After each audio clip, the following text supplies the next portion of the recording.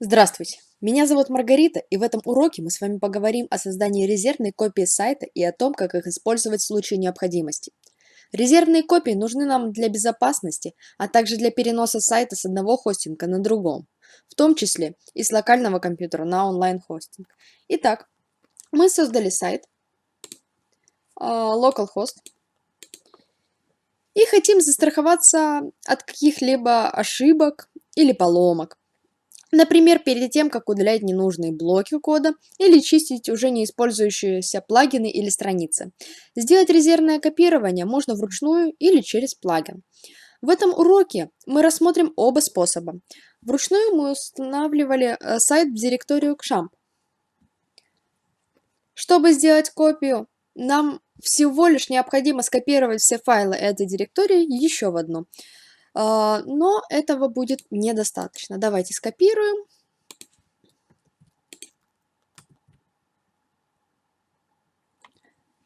Почему этого будет недостаточно?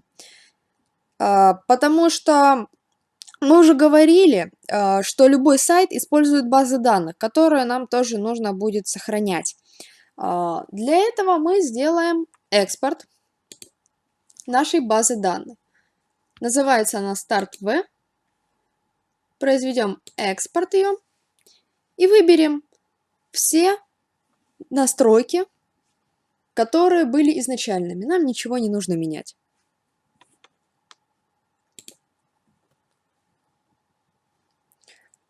Просчитывается наш SQL файл, содержащий все необходимое. И если нам понадобится эта база данных, то мы создадим новую.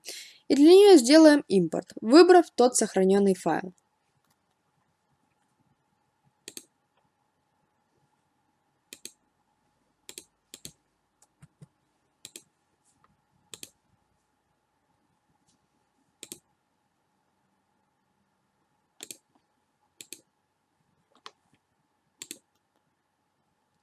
После некоторого ожидания мы с вами увидим, что наш старт V2 полностью скопирован и соответствует предыдущей версии.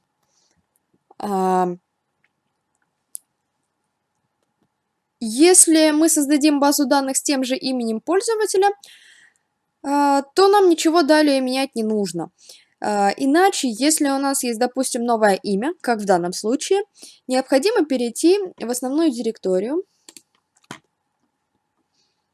XAMPP, зайти в WebStart и открыть файл wp-config с помощью любого редактора текста.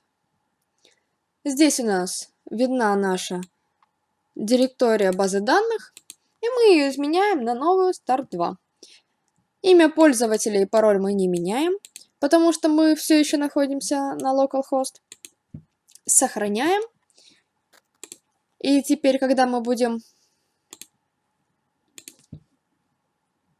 уже открывать этот сайт,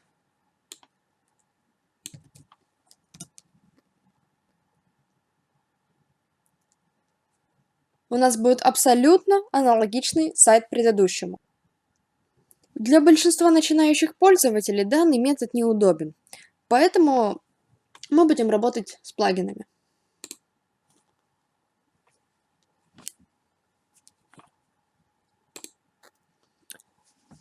Сделаем мы перенос сайта с непосредственно нашего хостинга. Для этого идем в плагины, добавляем новый и в популярных смотрим плагин под названием дупликатор. Вот мы скачали наш плагин дупликатор, активируем его. После этого у нас появляется на левом меню колоночка дупликатор. Как видим, у меня нет резервных копий, поэтому мы ее создаем. По умолчанию здесь стоит дата создания и название. Скопируется это в директорию wp-content в данном случае. но лучше VP-снапшот сделать, если на локальный. Устанавливаем, продолжаем. Если у нас все в порядке, то все светится зеленым. Если будет желтый, то надо обратить внимание. Ничего страшного, можете продолжать. А если красное, то может быть проблемы с вашим провайдером или хостингом. У нас все хорошо, подготавливается пакет. Отлично, наш пакет собран. Мы скачиваем инсталлер и архив. Инсталлер — это дополнительный файл, с помощью которого мы можем запустить наш архив. Обратите внимание, что к одному инсталлеру идет один сайт, поэтому все остальные необходимо или удалять, или переименовывать, чтобы циферки в скобках не появлялись.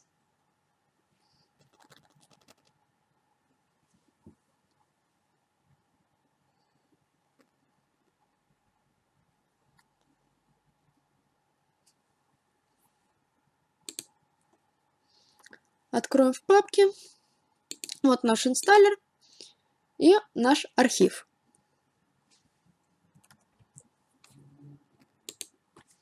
Для чистоты эксперимента мы создадим новую директорию у нас на localhost.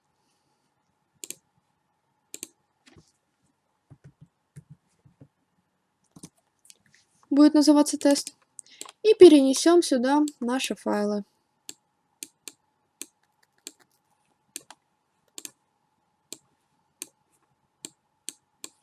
Отлично. Теперь нам нужно это все запустить.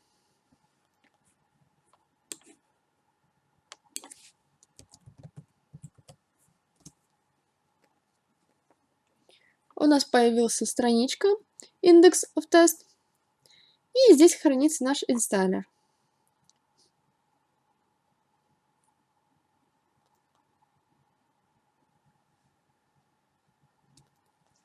Выведена страница дупликатора. Здесь некие настройки. Нас все устраивает по умолчанию. Мы принимаем их условия соглашения и продолжаем. Мы приступаем к шагу 2 и создаем нашу базу данных. Мы можем использовать уже имеющуюся базу данных, в том числе и ту, которая была до этого. Но мы этого делать не будем в данном случае. База данных сотрется. Нам пока что это не надо. Мы создадим новую базу данных. Имя будет тест2. Пользователь root. И без пароля оставим. Опции все оставляем такие же. Можем протестировать нашу базу данных и пишет, что все нормально. Продолжаем.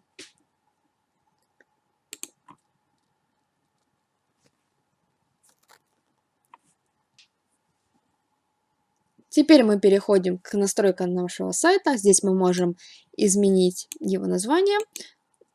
Ну, мы его изменим на 2. И говорим продолжить.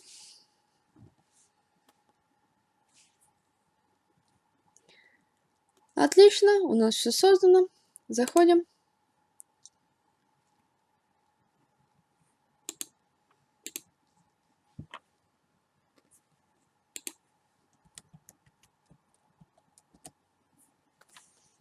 Логин и пароль берем из нашего предыдущего сайта и нашей админки на WordPress. Вот наш демо-сайт 2 появился. Здесь написано, что все скачались. И все у нас хорошо. Мы можем удалить здесь наш инсталлер. Ну, пока что мы его оставим. Зачем нам это? Посмотрим. Сайт выглядит абсолютно так же, как и был. Таким образом, мы переместили наш сайт на локальный компьютер. И предыдущий наш сайт все еще работает. У нас есть 2 таких сайта одинаковых. В дальнейшем мы можем на локальном компьютере его изменить, после чего обратно на наш хостинг залить. Теперь у нас появился новая версия, и в последующем мы ее сможем удалить. На этом наше занятие закончено. Сегодня мы поговорили о резервных копиях и о том, как использовать их в случае необходимости.